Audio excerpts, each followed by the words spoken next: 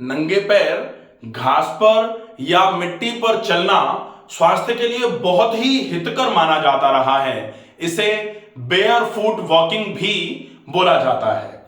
इसके क्या फायदे हैं, ये अगर नहीं कर रहे हैं आप तो आपको क्या क्या नुकसान हो सकते हैं, और यदि आप बेयर फुट वॉकिंग करते हैं तो आपको कौन सी सावधानियां रखनी चाहिए।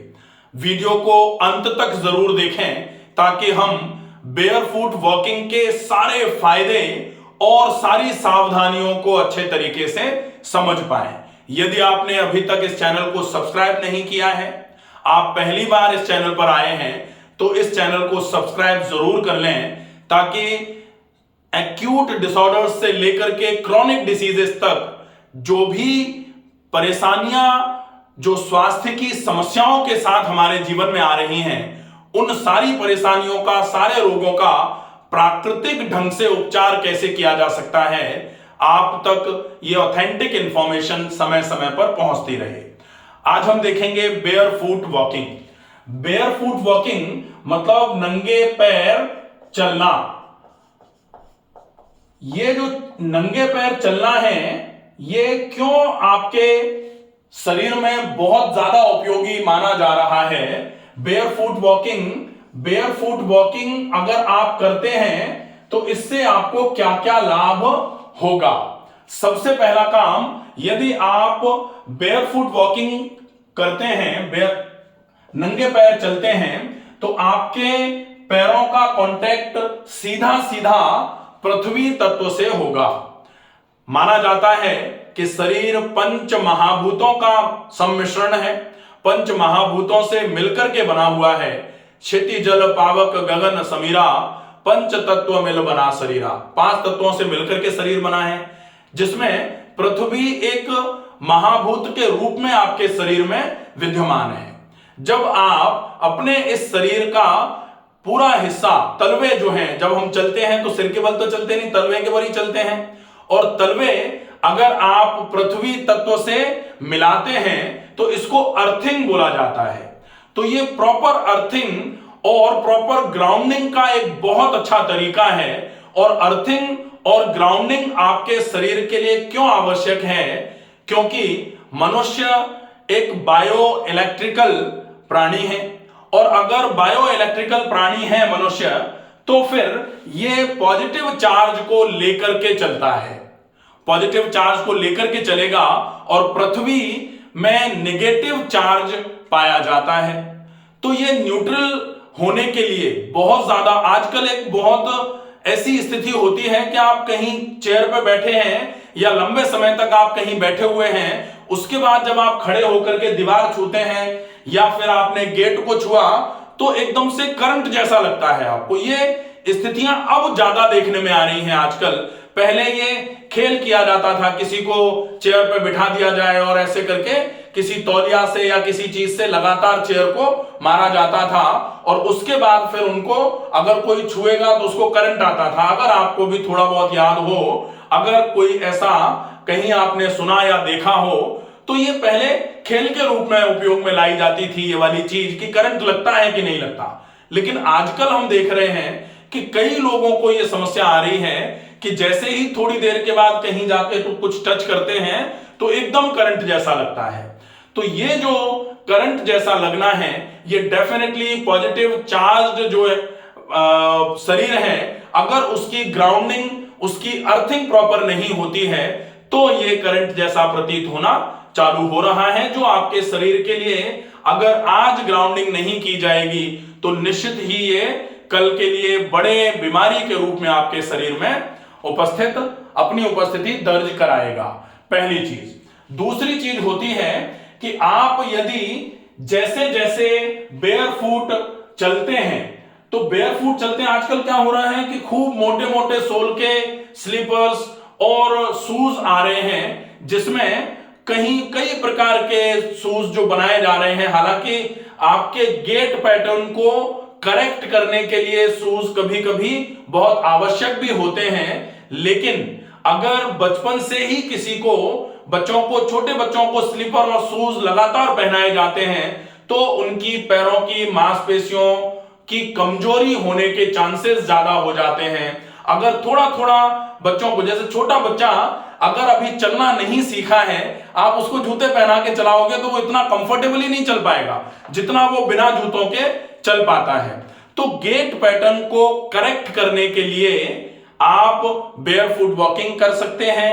दूसरा, आपके पैरों की मांसपेशियों की मजबूती के लिए भी बेयरफुट वॉकिंग बहुत उपयोगी मानी जाती है।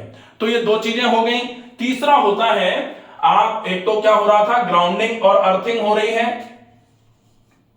ग्राउंडिंग और अर्थिंग। दूसरा क्या हो रहा है, दूसरा है आपकी मसल्स जो है ना, मसल्स, लेग मसल्स जो हैं वो मजबूत हो रही है, strengthening of leg muscle, leg muscle strength पकड़ती हैं, जिसकी वजह से आपके पैरों में ताकत आ रही है। आपका restoration of gait pattern, restoration of gait pattern के लिए भी आप इसका उपयोग कर सकते हैं। चौथा जो आप इसका उपयोग करेंगे वो है डी स्ट्रेसिंग के लिए। डी स्ट्रेस मतलब क्या होता है, तनाव मुक्ति के लिए भी आप इसका बेयरफुट वॉकिंग का उपयोग कर सकते हैं, क्योंकि तनाव जो आप जैसे ही मिट्टी में पैर रखते हैं या घास में आप पैर रखते हैं तो आपके शरीर में एस्ट्रिंजेंट इफेक्ट मिलता है, कूलिंग सेंसेशन का इफेक्ट मिलता है। ये स्ट्रेस को धीरे धीरे करके कम कराने का काम करता है।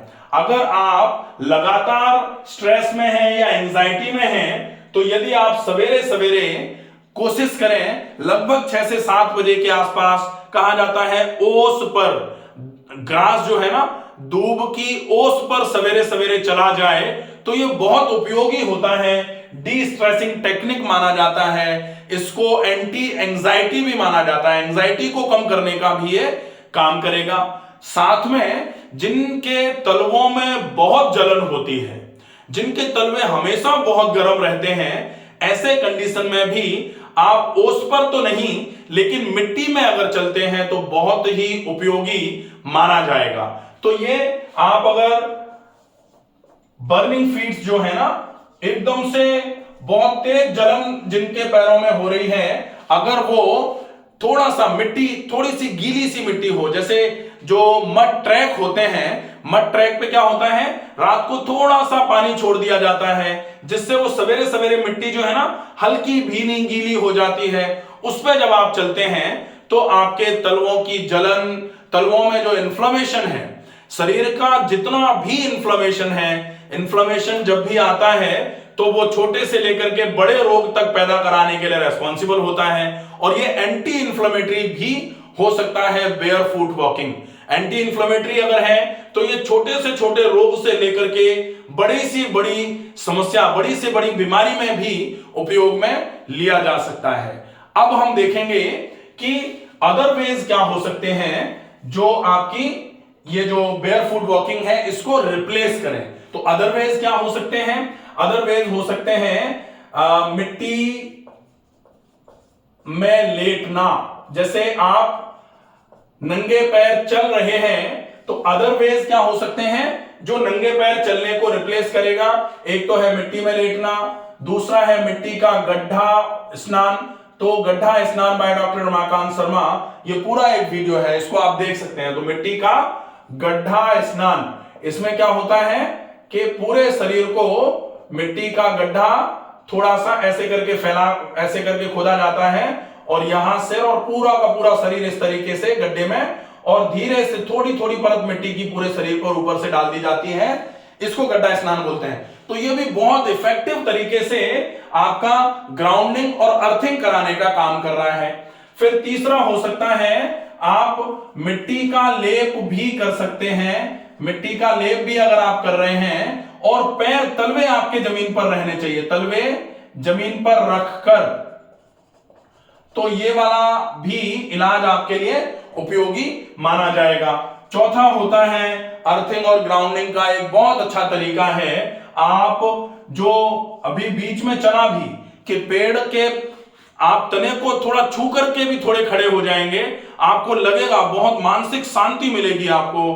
अगर आप पेड़ को अच्छे तरीके से पकड़ करके थोड़ी देर के लिए रुकेंगे, आपको ऐसा लगेगा जैसे आपका तनाव जो है आपके शरीर में से बह करके पेड़ एब्जॉर्ब करे ले रहा है सारे तनाव को। तो ये अर्थिंग और ग्राउंडिंग का बहुत बेहतरीन तरीका है। ये अदर वेज हो सकते हैं 4, आप इन वेज का भी उपयोग कर सकते हैं। अब देखेंगे हम कि सावधानी क्या क्या बरतनी चाहिए। अगर बेयरफुट वॉकिंग कर रहे हैं तो आपको क्या क्या सावधानियां बरतनी है। सबसे पहले बेयरफुट वॉकिंग कर रहे हैं तो आपको यह ध्यान रखना पड़ेगा कि आप नॉन डायबिटिक हों। अगर डायबिटिक हैं और फिर बेयरफुट वॉकिंग कर रहे हैं तो बिल्कुल मिट्टी साफ सुथरी होनी चाहिए, कोई कंकर कोई कांटा मिट्टी में नहीं होना चाहिए। घास पर अगर आप चल रहे हैं तो मैदान बिल्कुल साफ सुथरा होना चाहिए, क्योंकि डायबिटीज के केस में अगर आप पैरों का ध्यान नहीं रख पाए, पैरों पे छोटा सा भी घाव हुआ और अगर उस घाव को भरने में देर लगी तो बहुत मुश्किल हो सकती है। इसलिए अगर आप डायबिटिक हैं तो कोशिश करिए बेयरफुट ना चला जाए, और अगर आप चल रहे हैं तो जगह बिल्कुल आपकी देखी परखी होनी चाहिए कि उसमें किसी भी प्रकार का कोई भी ऐसा ऑब्जेक्ट ना हो जो आपके पैर के पंजे को तलवे को हर्ट करे। पहला पॉइंट। दूसरा, यदि आपके कैल्केनियल स्पर है या फिर आपके प्लैंटर फेशियाइटिस की प्रॉब्लम है, तलवे में पूरे में दर्द है या एड़ी में दर्द अगर आपके हैं, तो फिर आपको बेयरफुट नहीं चलना चाहिए, क्योंकि बेयरफुट अगर चलते हैं तो फिर आपको उस दर्द में बढ़ोतरी हो सकती है। तीसरा जो कारण है, तीसरी जो सावधानी है वो कंक्रीट वाले हार्ड सरफेस पर बेयरफुट किसी को भी नहीं चलना चाहिए। स्पेशली जिनको एड़ियों में, टखनों में या पंजे में, पैर के पंजे में दर्द है, उनको तो भूल करके भी नंगे पैर कंक्रीट वाले ट्रैक पर बिल्कुल भी नहीं चलना चाहिए। ये विशेष ध्यान में रखी जाने वाली चीजें हैं। दूसरा, आप ये कोशिश करें कि एक बार में अगर आप ज्यादा देर के लिए बेयरफुट वॉक करेंगे तो हो सकता है वो आपके पैरों में दर्द कराने का कारण बने। इसलिए शुरुआत आप लगभग 10 मिनट से करिए और रोज 1-1 मिनट बढ़ा करके आप 15 से 20 मिनट तक पहुंच सकते हैं। अगर मड ट्रैक है और आपके पैरों में कहीं कोई समस्या नहीं है और आप डायबिटिक नहीं हैं, तो आप पूरा का पूरा जो भी आपका वॉकिंग टाइम है धीरे धीरे करके बढ़ाते हुए बेयरफुट वॉक कर सकते हैं। यह आपके लिए बहुत उपयोगी रहेगा। आशा है ये वीडियो आपको पसंद आएगा। ज्यादा से ज्यादा लोगों तक वीडियो को पहुंचाएं। स्वस्थ रहें, सुरक्षित रहें। धन्यवाद।